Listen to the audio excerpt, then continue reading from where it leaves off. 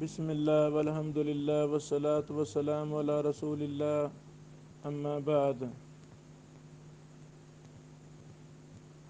سنن ابی داود حدیث نمبر 28 آج ہم پڑھیں گے انشاءاللہ۔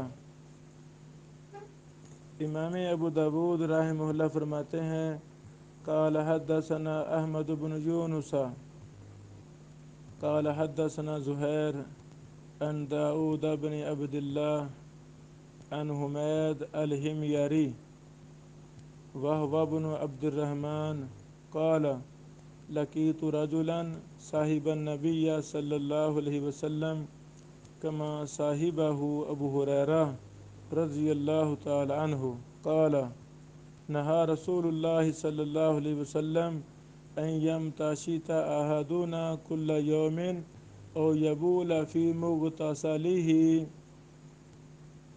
یہاں تک یہ ہماری حدیث سند اور متن کے ساتھ مکمل ہوئی۔ سب سے پہلے ہم راویوں پر بحث کرتے ہیں۔ پہلے راوی ہیں احمد بن یونس، مکمل نام احمد بن عبداللہ بن یونس التمیمی الکوفی ہے۔ کچھ ایسے راوی ہیں جو اپنے دادا کی نسبت سے معروف ہوتے ہیں، تو ان کے باپ کے نام کو اختصار کرتے ہوئے محدثین حذف کر دیتے ہیں۔ جیسے امام احمد بن حنبل، بڑا مشہور نام، پچھلی سندوں میں ہم نے بیان بھی کیا۔ اصل نام ہے احمد بن محمد بن حنبل، تو مختصر نام کرتے ہوئے حنبل ایک معروف نام تھے تو احمد بن حنبل ہی مشہور ہو گیا۔ ایسے یہ راوی ہے احمد بن یونس، حالانکہ یونس احمد کے دادا کا نام ہے، احمد کے باپ کا نام ہے عبداللہ، تو پورا نام کیا ہوا؟ احمد بن عبداللہ بن یونس التمیمی الکوفی الحافظ۔ اللہ اکبر۔ یہ امام بخاری اور مسلم کے اساتذہ میں سے تھے، ابو داود ابو زرع وغیرہ کے بھی استاد محترم تھے۔ امام احمد بن حنبل رحمہ اللہ نے ان کے بارے میں کہا شیخ الاسلام۔ اللہ اکبر، شیخ الاسلام۔ ویسے شیخ الاسلام اس شخص کو کہتے ہیں جو دینی تمام علوم و فنون کا ماہر ہو،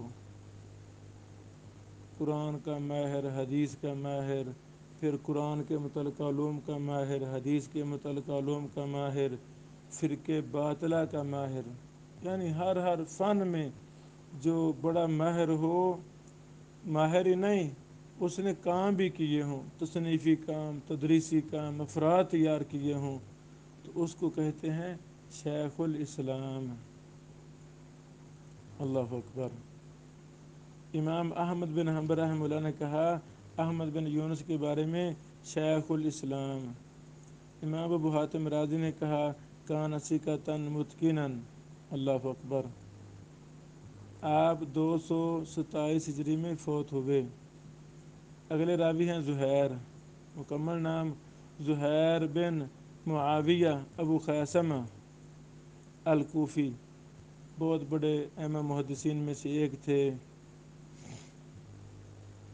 امام قطان ابن مہدی ابو نعیم وغیرہ کے،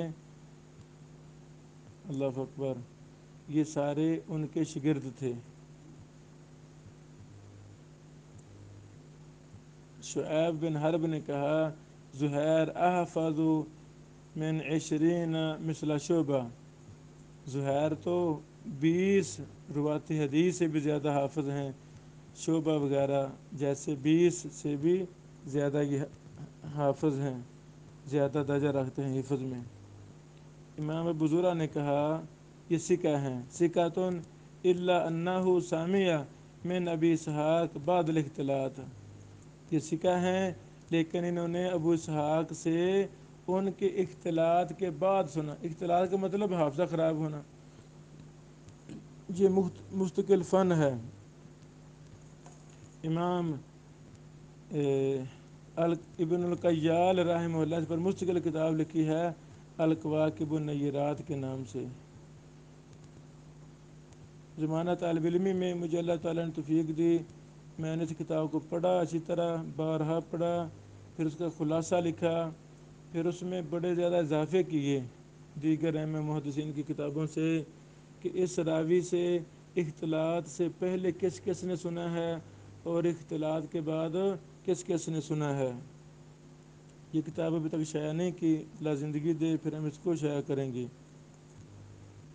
زہیر بن معاویہ ابو خیثمہ رحمہ اللہ، یہ 173 ہجری میں فوت ہوئے۔ اللہ اکبر۔ ایک ان کی مشہور کتاب التاریخ الکبیر ہے، التاریخ الکبیر لابن ابی خیثمہ، بڑی مشہور کتاب ہے۔ التاریخ الکبیر کے نام کی دو کتابیں ہیں، دو کتابیں جو معروف ہیں، ایک امام بخاری صاحب کی ہے التاریخ الکبیر، اور دوسری ہے امام ابن ابی خیثمہ کی، وہ یہ ہیں زہیر بن معاویہ ابو خیثمہ، ان کی ہے۔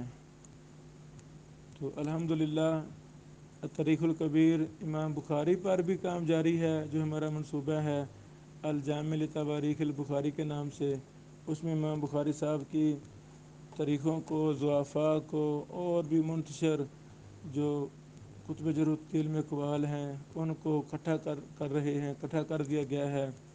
پھر جن راویوں سے امام بخاری صاحب نے روایتیں لی ہیں صحیح بخاری میں، ان کی بھی نشاندہی ہم نے کر دی ہے، اللہ تعالیٰ قبول فرمائے۔ اسی طرح میں اپنے بیٹے کے ذریعے التاریخ الکبیر ابن ابی خیثمہ پر بھی کام کروا رہا ہوں۔ التاریخ الکبیر ابن ابی خیثمہ کی ترتیب بالکل اور ہے، ترتیب ہے، تو حروف تہجی کے اعتبار سے میں یہ کام کروا رہا ہوں ابن ابی خیثمہ کی طریق پر، تاکہ اسی بہانے جو بھی جرح و تعدیل کے اقوال ہیں وہ الگ ہو جائیں، دنیا ان سے فائدہ لیں۔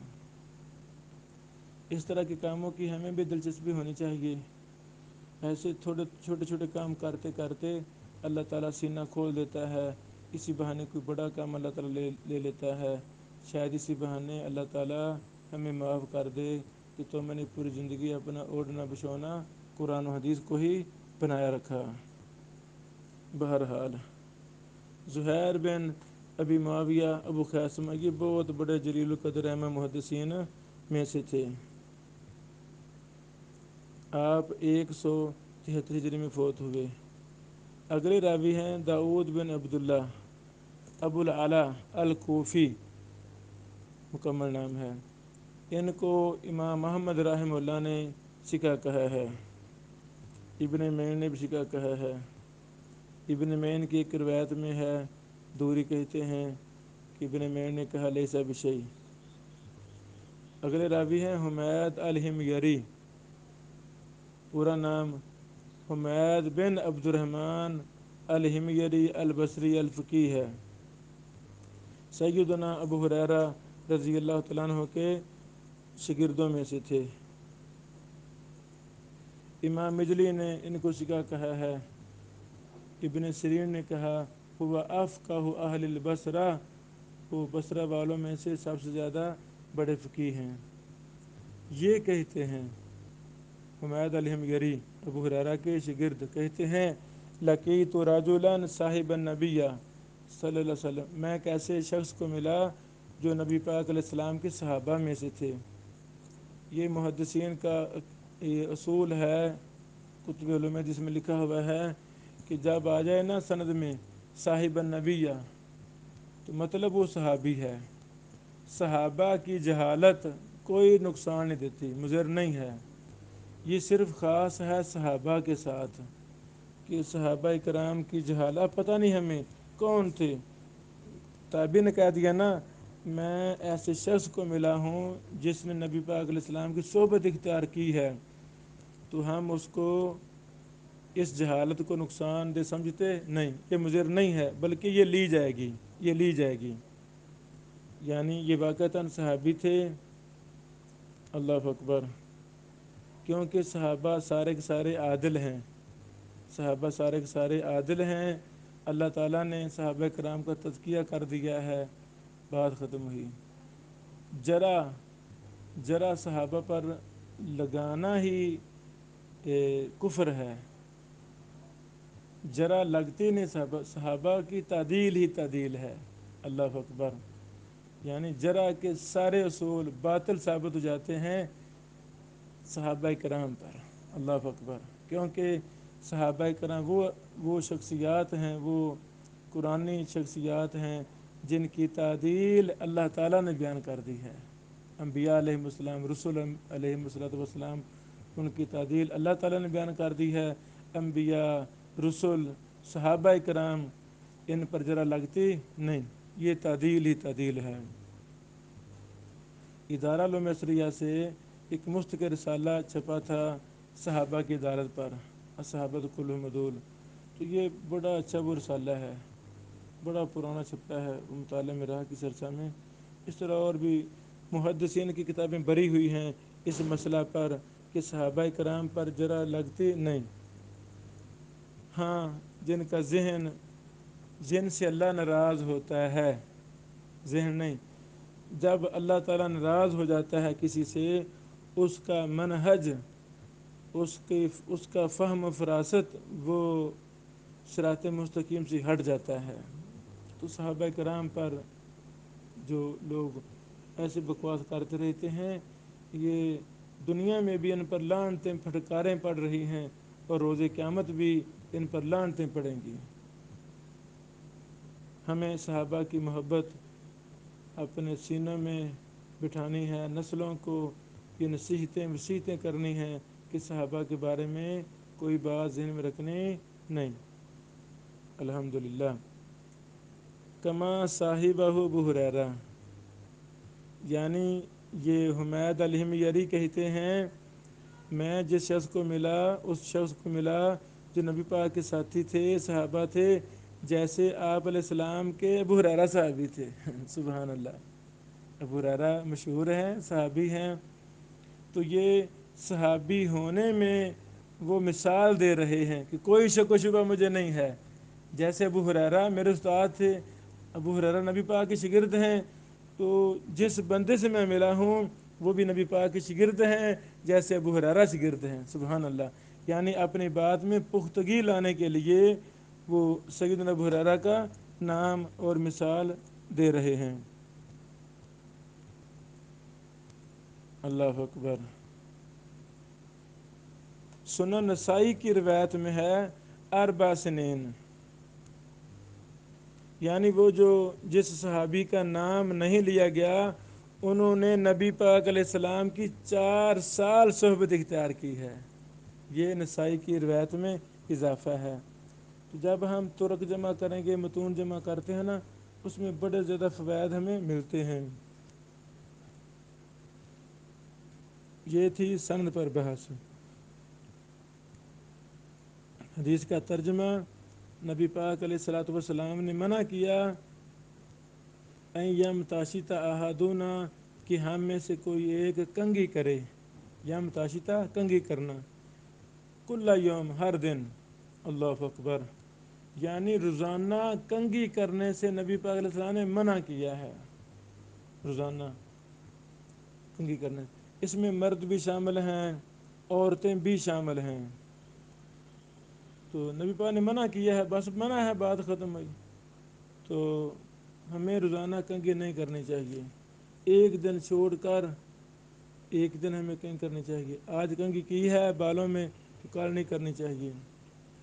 فضول قسم کے ہیلے بہانے ہم نے بنا رکھنے، جی داڑھی لمبی لمبی ہے، نہیں جی بال لمبے لمبے ہیں، روزانہ نہانا ہوتا ہے، تو بعض تو لوگوں کا یہ ٹشن مشن بناؤ سنگار میں ہی رہتے ہیں، یہ ایسے نہیں۔ اللہ اکبر، سادگی یہ ایمان سے ہے۔ ہاں ہاں، اللہ تعالیٰ دے تو اس کے آثار نظر آنے چاہیے، اللہ تعالیٰ راضی ہوتے ہیں۔ تو اصل مومن میں سادگی ہے، اصل مومن میں سادگی ہے، تو ہمیں اپنی اصل پر رہنا چاہیے۔ ہاں ہاں، اس سادگی میں ہی یہ ہے، اللہ تعالیٰ نے فضل و کرم کیا ہے، دیا ہے، تو آپ اچھے کپڑے بھی پہنیں، یہ تو نہ مطلب بھی سادگی چھوڑ ہی دیں، اصل سادگی ہے، اچھے کپڑے پہننے کے ساتھ بھی سادگی کو ہم نے اختیار کرنا ہے۔ البزازہ من الایمان، تو روزانہ کنگھی نہیں کرنی چاہیے۔ چوتھی کلاس میں مجھے اس حدیث کا علم ہوا تھا، جامعہ رحمانیہ لاہور میں پڑھتے تھے چوتھی کلاس میں، تو تحدیث نعمت کے طور پر الحمدللہ اس چوتھی کلاس سے لے کر آج تک جان بوجھ کر میں نے کبھی 2 دن مسلسل کنگھی نہیں کی۔ ہاں غلطی سے تو ہو سکتا ہے، غلطی سے ہو جائے تو ہمیں بھی اس کا اہتمام کرنا چاہیے۔ اللہ تعالیٰ نے ہاتھوں کو بھی کنگھی بنایا ہے، غور کیا جائے ہاتھ بھی کنگھی ہی ہیں۔ مثلاً آج ہم نے کنگھی کی ہے تو کل ہم اپنے ہاتھوں کے ساتھ نہائیں گے تو تیل وغیرہ لگا کے بالوں کو سیٹ کر سکتے ہیں، کوئی مسئلہ ہے نہیں، سیٹ ہو جاتے ہیں۔ بہرحال مسلمان وہ ہے جو اپنے تمام حلت و حجت کیل و کال توہمات، اپنی آراء کو، باتوں کو حدیث کے سامنے چھوڑ دیتا ہے۔ اللہ اکبر، اللہ اکبر۔ اسی حدیث کا دوسرا جملہ، او یبولا فی مغتسلہ، یا اپنے غسل خانے میں پیشاب کر رہے، یہ بھی منع ہے۔ روزانہ کہیں کرنے سے منع فرمایا اور غسل خانے میں پیشاب کرنے سے بھی منع فرمایا۔ اس پر ہماری تفصیلی بحث حدیث نمبر 27 میں گزر چکی ہے، وہاں ہم نے اشارہ کیا تھا کہ حدیث نمبر 27 کا شاہد حدیث نمبر 28 میں آ رہا ہے، یہ ہے شاہد، اور یہ صحیح حدیث ہے الحمدللہ لذالک۔ تو اس غسل خانہ سے اس میں لفظ مستحمی ہی، تو اس میں وضاحت آگی مغتسلہ ہی، تو مستحم کا معنی حمیم گرم پانی سے مراد غسل خانہ، تو یہ وہ غسل خانہ ہے جو کچا ہو، جس میں پانی نیچے جذب ہو جاتا ہو، وہاں پھر بندہ نہائے، ادھر ہی پیشاب کر، یہ مراد ہے۔ آج کل کے غسل خانے پکے ہیں ماشاءاللہ، سیمنٹ، اینٹیں، بجری، ٹائلیں اچھی قسم کی لگی ہوئی ہیں، تو یہاں اجازت ہے، لیکن بہتر اولا یہاں بھی نہ کیا جائے تاکہ شک شبہ سے انسان محفوظ رہے۔ یہ حدیث کی سند اور متن پر بحث تھی، اب ہم اس پر کچھ دراسہ کرتے ہیں۔ پہلی بات، یہ حدیث سنن نسائی میں بھی ہے، حدیث نمبر 239، تخریج حدیث کی۔ میں نے سنن نسائی اپنے استاد، اپنے مربی فضیلت الشیخ عبدالرشید راشد رحمہ اللہ سے پڑھی تھی، وہ فوائد میں نے سارے جمع کیے ہیں پورے رجسٹر میں، نیت ہے، ارادہ ہے ان فوائد کو میں شائع کروں گا، اپنے استاد کے فوائد کو۔ ہمیں اپنے اساتذہ کے فوائد جو ہم استفادہ کرتے ہیں ان کو مرتب کرنا چاہیے، اپنی نسلوں کو دینا چاہیے، اللہ توفیق دے تو شائع کروا دیں۔ ہو سکتا ہے اس شائع کے فوائد میں ایک ہی ایسا فائدہ ہو جو کسی کی زندگی تبدیل کر دے، صدقہ جاریہ بن جائے، اسی ایک فائدہ کو لے کر بڑے بڑے محدثین تیار ہو جائیں، تو ہمیں سستی نہیں کرنی چاہیے، فوائد کو لکھنا چاہیے، نسلوں کو بتانا چاہیے۔ یہ حدیث سنن نسائی میں ہے، 239 نمبر حدیث، اور یہی حدیث مسند احمد میں ہے، جلد نمبر 4 صفحہ 110 111، جلد 5 صفحہ 369، الحمدللہ۔ شیخ البانی رحمہ اللہ نے اس حدیث پر اپنی 3 کتابوں میں مفصل بحث کی ہے۔ پہلے بھی ہم نے اشارہ کیا کئی دفعہ کہ جب ایک کثیر التصانیف بندہ ہو، جس مسئلے پر، جس حدیث پر اس نے کئی کتابوں میں بحث کی ہو، تو ہمیں ساری کتابوں کو پڑھنا چاہیے، کچھ فائدہ یہاں ملے گا، کچھ فائدہ وہاں، کچھ فائدہ وہاں، جب سب کتابوں سے مطالعہ کریں گے پھر بات واضح ہو جائے گی۔ صحیح ابو داؤد علم میں بھی بحث کی ہے شیخ البانی صاحب نے، تمام المنہ میں بھی بحث کی ہے، اور ارواء الغلیل میں بھی بحث کی ہے، ان تینوں کتابوں میں شیخ البانی صاحب نے بحث کی ہے۔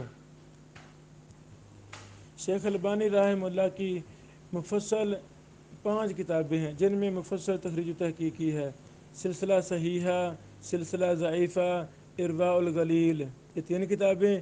چوتھی کتاب ہے صحیح ابو داود الام، ضعیف ابو داود الام، یہ 4 کتابیں. اور 5ویں بھی کتاب ہے صفۃ الصلاۃ الام، نماز نبوی. ایک مختصر ہے، ایک مفصل ہے. مفصل 3 جلدوں میں ہے. یہ 5 کتابیں ہیں جن پر شیخ البانی رحمہ اللہ نے مفصل ترین کام کیا ہے.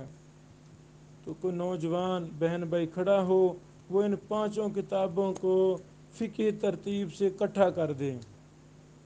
یہ کام ہونا چاہیے، یہ کام ہونا چاہیے.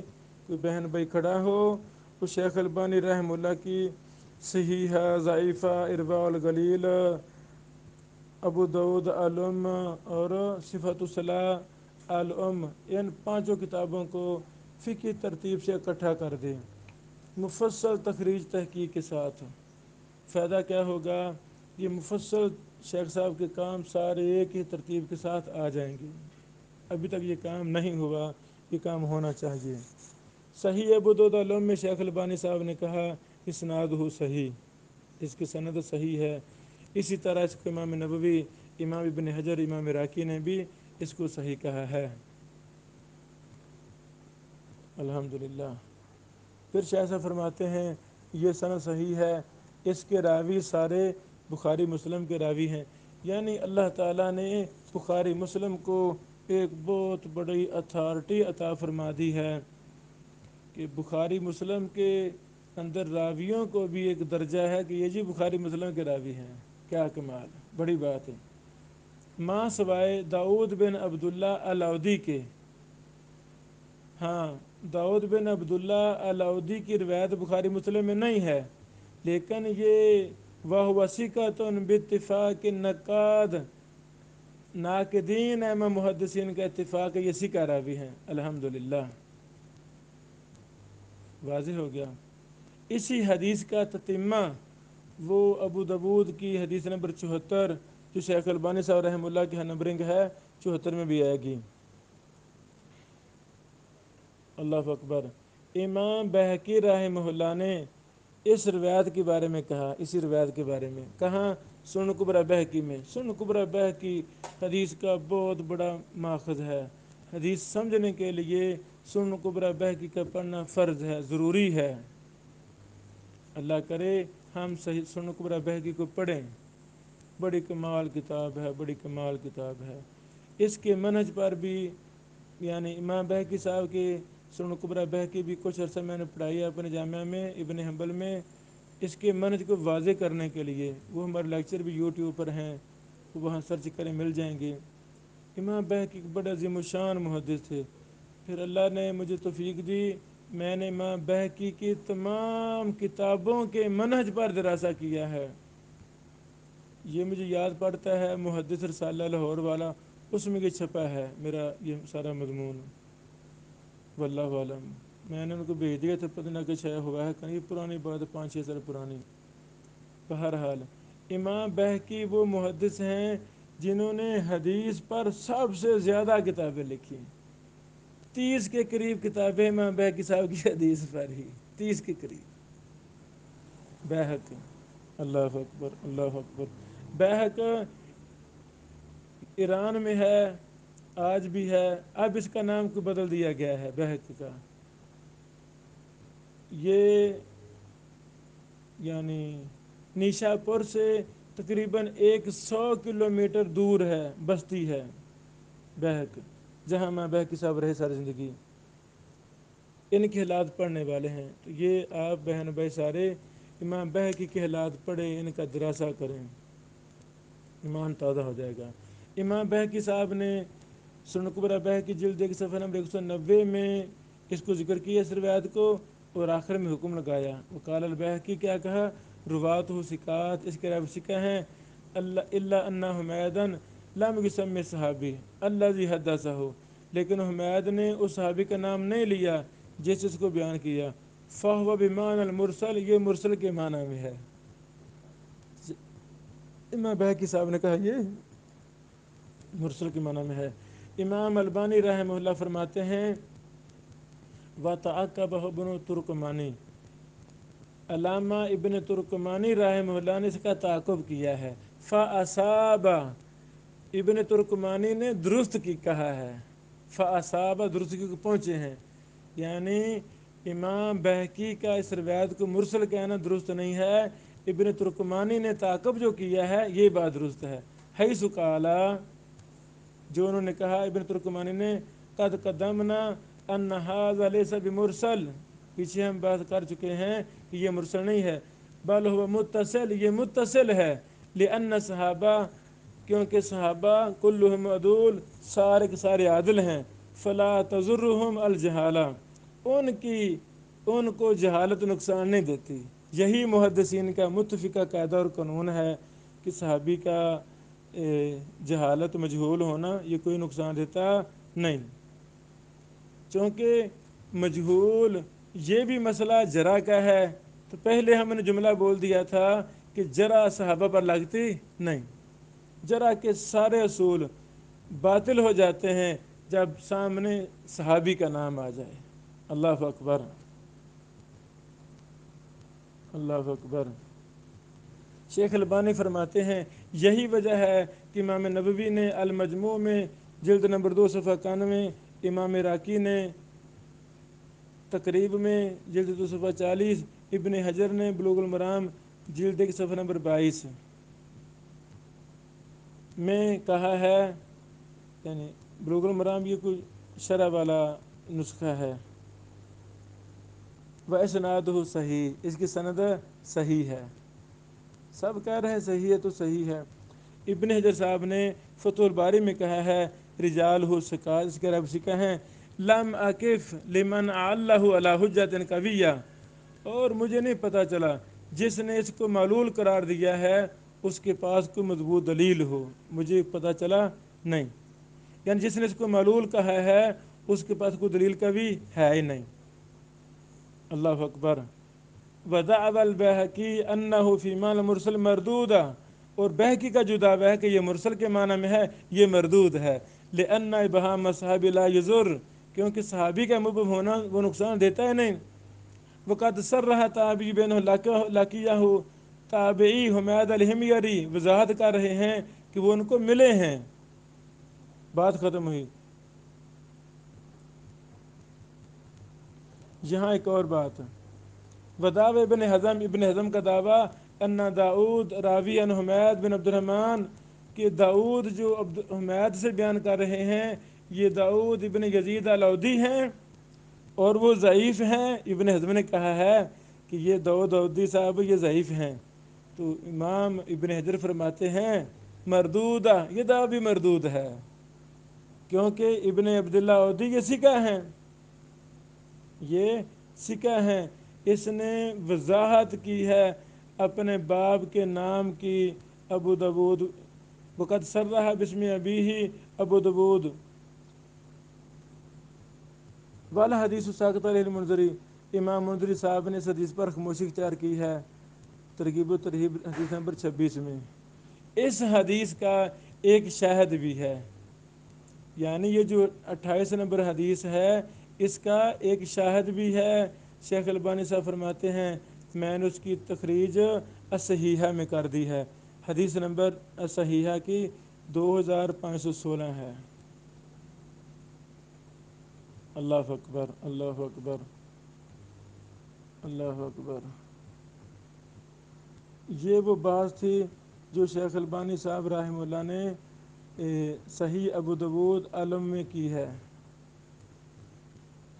یہاں پر بڑی باتیں ہیں جو ہم کر سکتے ہیں.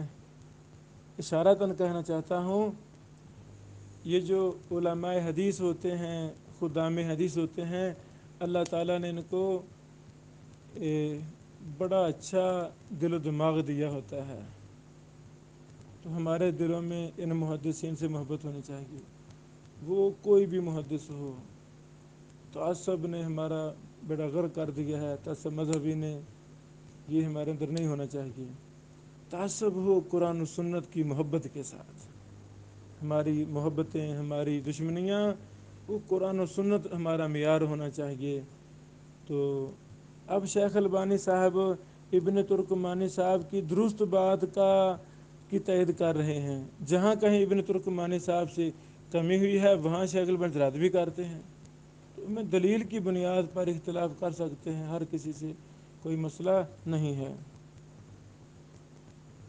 اچھا، ایک مجھ سے غلطی ہو گئی تھی، اس کے شروع میں نے کہا کہ ہم شیخ البانی صاحب کی 3 کتابوں سے دراسہ کریں گے، وہ حدیث نمبر 28 نہیں تھی، حدیث نمبر 28 نہیں تھی، وہ حدیث نمبر 29 ہے، وہ حدیث نمبر 29 ہے جو ضعیف روایت ہے، اس پر ہم کل دراسہ کریں گے۔ اور اس میں اصل میں نے تینوں کتابوں سے دراسہ کیا، ان کو ڈاٹے کو جمع کیا اپنے فائل کے اندر، یہ مجھ سے غلطی ہو گئی ہے، وہ انشاءاللہ کل ہم پڑھیں گے۔ بارک اللہ فیکم۔ آخر میں خلاصہ کلام، اس حدیث سے مسئلہ کیا استنباط ہوا؟ پہلا مسئلہ یہ اخذ ہوا کہ ہمیں روزانہ کنگھی سے پرہیز کرنا چاہیے، روٹین بنا لیں، اس مبارک حدیث کو ہم عام کر دیں، ہر جگہ گھروں میں بہنوں کو، بیٹیوں کو، ممبر و محراب پر یہ حدیث چھپی ہوئی ہے، لوگوں کو زیادہ پتہ نہیں ہے، اس حدیث کو ہم عام کر دیں، خود عمل کریں، لوگوں کو سمجھائیں کہ اس حدیث پر عمل کیا جائے۔ دوسرا، غسل خانے میں ہم پیشاب سے بچیں، بارک اللہ فیکم۔ تیسرا، صحابہ کے بارے میں ذرا نہیں لگتی، تعدیل ہی لگتی ہے۔ اللہ تعالی ہمیں قرآن و سنت کے ساتھ محبت کرنے کی توفیق عطا فرمائے۔ السلام علیکم ورحمۃ اللہ وبرکاتہ۔